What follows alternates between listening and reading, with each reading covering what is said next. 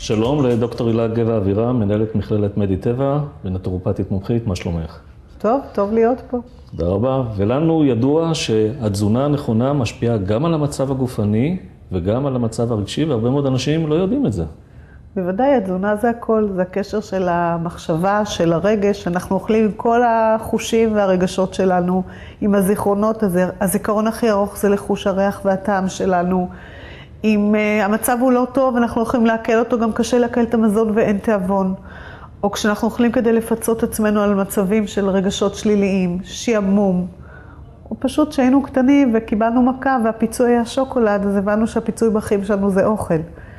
אין אירוע, אין חג, אין שום דבר חברתי שהוא לא סביב האוכל. תמיד סביב האוכל, מה אכלנו, איך נאכל, איך לסדר. זאת אומרת, גם מצב כלכלי וגם מצב מדיני וכל מה שקורה סביבנו בהחלט משפיע לנו בהתנהלות שלנו וכמובן נכון. בתזונה שלנו. כן. אז איך אנחנו יודעים מה בדיוק לעשות בכדי לא להזיק לעצמנו? נכון, אנחנו צריכים לחשוב ולשאול את עצמנו 3 שאלות. השאלה הראשונה, כמו שציינתי, למה אני אוכלת? אני באמת רעבה? זה לא צורך נפשי, זה לא משעמם לי, זה לא רגשי. אחרי ששאלתי למה אני אוכלת, אם אני באמת רעבה, אני אשאל מה אני אוכלת, מזון שבונה או מזון שהורס. קודם כל, אם נדבר על נושא של שתייה, אנחנו לפעמים מתרגמים את עצמה לרעב, ואנחנו בכלל לא רעבים, אנחנו פשוט צמאים כי לא שתינו מספיק. ושתייה, הכוונה היא בעיקר למים, אפשר גם להוסיף לימון. אבל איך אני עושה את השסע, שינוי סדרי העדיפויות? איך אני מבצע את זה בפועל, בכדי לא להגיע לאותה נקודה שבעצם עלולה להזיק? קודם כל צריך להיות מודע למה אנחנו אוכלים. אמרתי תזונה במחשבה. אז אם דיברתי על נושא של המים, אז גם להימנע מכל מה שנקרא סמים קלים, כמו קפה, שוקו, שוקולד, קקאו, קולה. אלה דברים שממכרים, גורמים להפרעות שינה, עלולים לגרום להפרעת קשב וריכוז ולשריקה של מינרלים מהגוף. אז לשתיית מים זה כבר הטיפ הראשון שצריך לקחת בחשבון, להתחיל לשתות הרבה מים. בין הארוחות, לא בארוחה עצמה, לשתות הרבה מים. אפשר לשדרג אותם על ידי לימון. מה עושים אנשים שלא מודעים לזה ובעצם משבשים את הפרסטלטיקה של המעיים שלהם לדוגמה?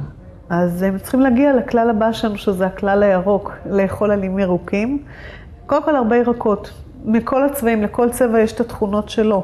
אם נדבר על הסגולים שזה לדרכי השתן, הכתומים לאור לעיניים ולריריות, האדומים לליקופן ללב, כך שלאכול הרבה ירקות. אבל במיוחד יש כלל, שממדיטבע הוא בעצם נוצר, שמדבר בכל ארוחה לאכול מרכיב של עלים ירוקים, אם זה עירית, רוקט, בזיליקום, נאנה, בייבי סלט או נבטים. ולהוסיף את זה על כל דבר, גם על המרק. להוסיף את זה על הפרוסת לחם, על המרק החם, לפזר כל הזמן. וזה בעצם גם כרפואה מונעת, מונע 5 מחלות עתידיות. אם זה בעיה של עצירות, אם זה לדיאטת הרזייה להרגשת סובה, הסיבים מתעכלים לאט. לא בשלמותם, ואז הם גם מעלים את נפח הצואה ומונעים עצירות. הם מאזנים את רמת הסוכר בגלל העיכול האיטי. הם גם מעלים כולסטרול טוב ומורידים כולסטרול רע. אז אין כמו שהאוכל הוא בעצם התרופה הכי בריאה כמניעה, גם זה להוסיף את העלים הירוקים. מבחינת פירות, הרבה אנשים אומרים, אני אוכל הרבה פירות וירקות, ואיך אני לא יורד במשקל? למעשה פירות לא לכל אחד זה מתאים, זה הרבה סוכר. סוכר לא נאגר בגוף והופך מהר מאוד לשומן. אז בכמות נמוכה יחסית פירות, יותר ירקות, וגם לאכול אותם בין הארוחות או לפני ארוחה ולא ישר כמנה האחרונה, לחכות קצת שהמזון יתעכל, כי הפירות מתעכלים מהר מאוד, ועלולים לגרום לתסיסה ולהרגשה לא נוחה. מבחינת חלבונים, כמובן צמחונים יאכלו חלבונים מהחי, שזה דגנים וקטניות, אבל ביצה זה בסדר. הרבה פעמים אומרים, יש לי כולסטרול גבוה, לא מתאים לאכול ביצה. ביצה אפשר. אתה רואה קורלציה בין הדברים. תראה, ב-80% הכולסטרול נקבע מהכבד, תפקודי הכבד ודברים אחרים זה תרופות או רעלים. 20% מהמזון, אז בהחלט צריכים לקחת ולהתייחס לזה, אבל בביצה, כשהיא עדיין לא קשה, שהצוב עוד נוזלי, עין או רכה, יש לציטין שהוא עצמו מוריד את הכולסטרול. ונגלה משהו שהוא פיתוח שלך, המשולש, שהוא חלק חשוב מהמשולש, שזה גם ניקוי הרעלים. בוודאי, אנחנו צוברים רעלים כל הזמן, אם זה באוויר, במים, במזון, בתוספים למזון, שזה צבעי מאכל, חומרי שימור, רעלים בזיהום אוויר, ואז אנחנו צריכים תמיד לחשוב איך להוציא, קודם כל להימנע כמה שאפשר, אבל דבר שני גם לדעת להוציא אותם, ולא שק רעלים. אז איך ניתן לבצע את אותו ניקוי בפועל?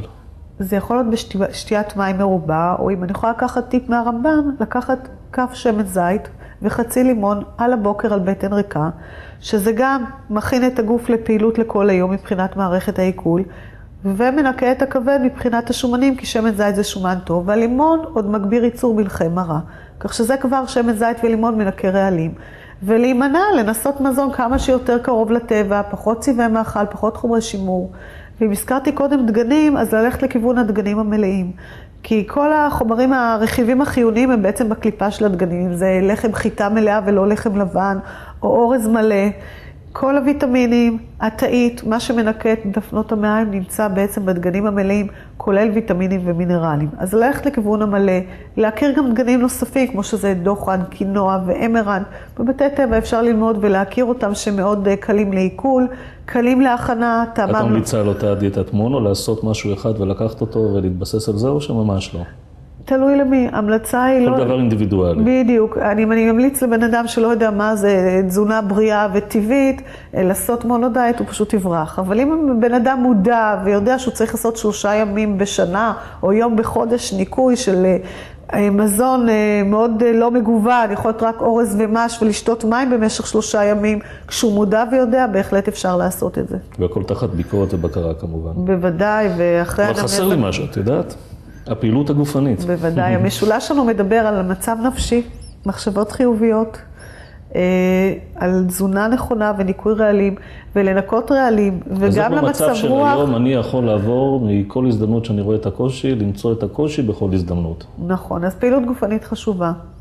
היא גם מורידה לנו מתחים נפשיים, היא גם עוזרת לשמירה על משקל גוף תקין, עוזרת ללב, לכלי הדם, לזרימת דם טובה, להעלות את נפח הריאות, מאוד בריאה, שומרת אותנו יותר צעירים, ועוזרת גם מבחינת זרימת דם לאור והוצאת רעלים, הגברת פעילות מערכת העיכול, כך שזה חשוב פעילות גופנית, לפחות 3 פעמים בשבוע.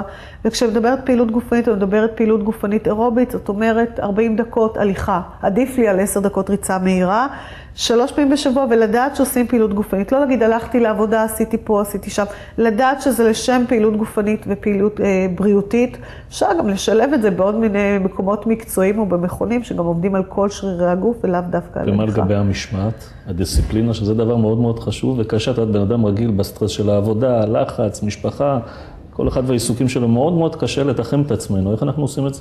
כשיש סדר עדיפויות ומודעות אפשר, וצריך קודם כל לדאוג לבריאות, לא לחכות, לקחת אחריות, לא להגיד כשאני לא ארגיש טוב אני אתחיל לעשות. תמיד לחשוב צעד קדימה ולראות. לקבל את ההחלטה ולקבל את האחריות. יפה. ולקחת אותה עד הסוף. דוקטור הילה גבע אבירם, מנהלת מכללת מדיטבע ונטורופטית מומחית, היה לי לכבוד לארח אותך. תודה רבה.